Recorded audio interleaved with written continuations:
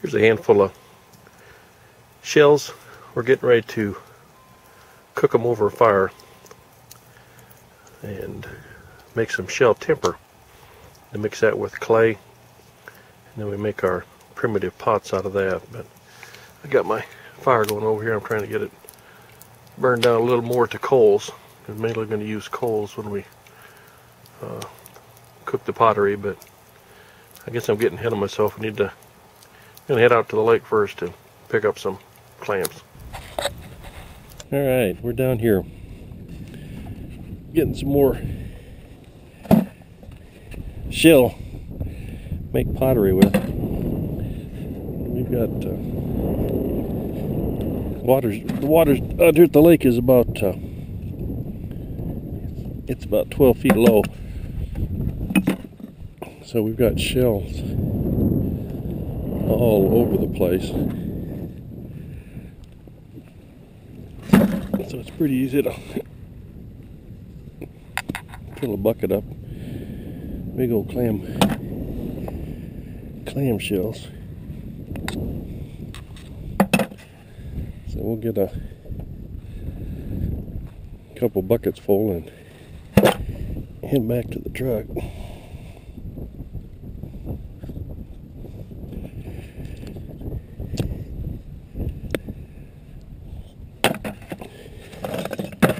Some of these pretty good sized shells.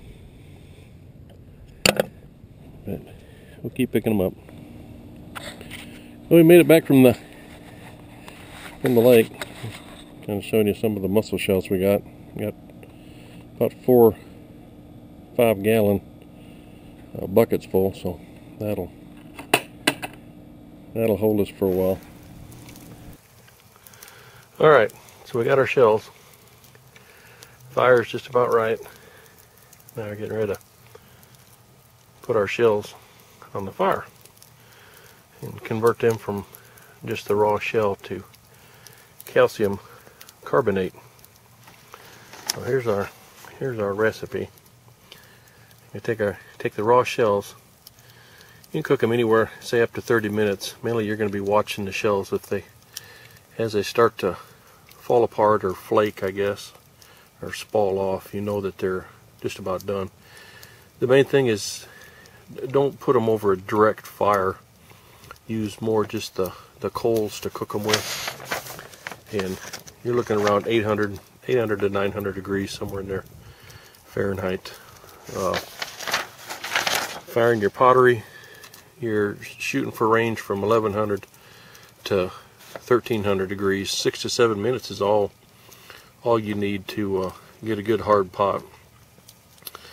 The main thing is around 1500 degrees Fahrenheit.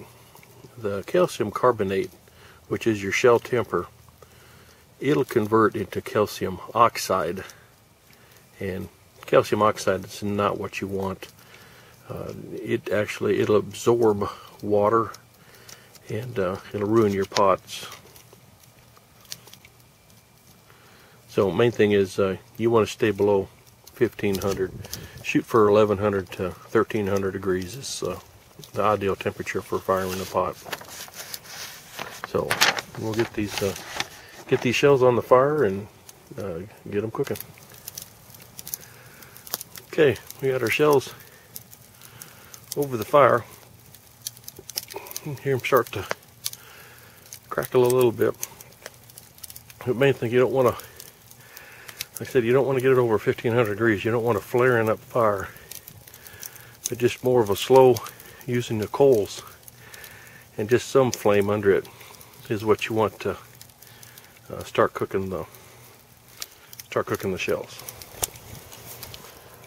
Well, it's been 30 minutes, and you can see the mussel shells don't look near like they did. They're kind of blackened. You can tell this by listening to them. They don't have a ring to them anymore. They kind of flake a little bit as you hit them, and they're going to start falling apart. What we'll do now is we'll just let them cool off, then we're going to grind them up, and then we'll sift them to get any large chunks out, and we'll have our shell temper. Okay, now we're ready to grind up. I just got a mortar and pestle here. You don't need that. I mean, you can probably grind a lot of these by hand. Got just something to sift with. So we'll just take one of these shells, and actually it's falling apart pretty much. So we'll just drop some of these pieces in here. You see it just kind of layers apart, and it just kind of flakes. You can see how that just pulls apart. And that's the stuff that we're looking for. I probably got more than enough in there. I'm just gonna grind that just a little bit.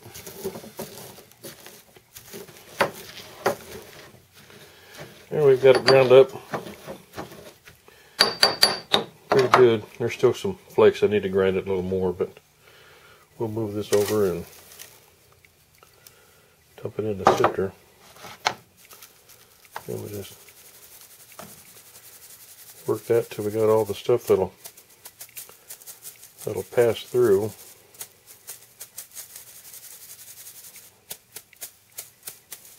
Then the stuff that doesn't pass through, we'll just run it back through again, because like I said, I still got quite a bit here that's not ground up good. Okay, that's, set that over there. But there's, well, that's just part of one shell. That's probably good for a good pot, maybe almost 2 pots. And we'll just take that over here to the bag. Dump that in the bag. There's a pretty good chunk of shell temper already put together, and we still got all these to grind. Plus, of course, we got all these to finish cooking. I got another bucket over there. But anyway, that's how you make shell temper. I was wanting to touch on the importance, once again, of not getting over 1500 degrees, because here's what calcium oxide will do. You can see one side of this pot, it got too hot. It got over 1500.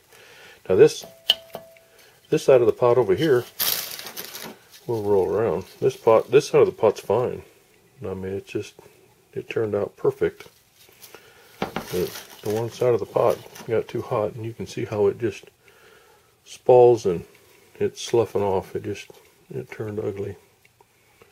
But anyway, like I say, it's a learning experience. I mean, for me, I'm not an expert potter by any means. The seed pot did, on the other hand, it turned out fine. I ended up with a nice design on it.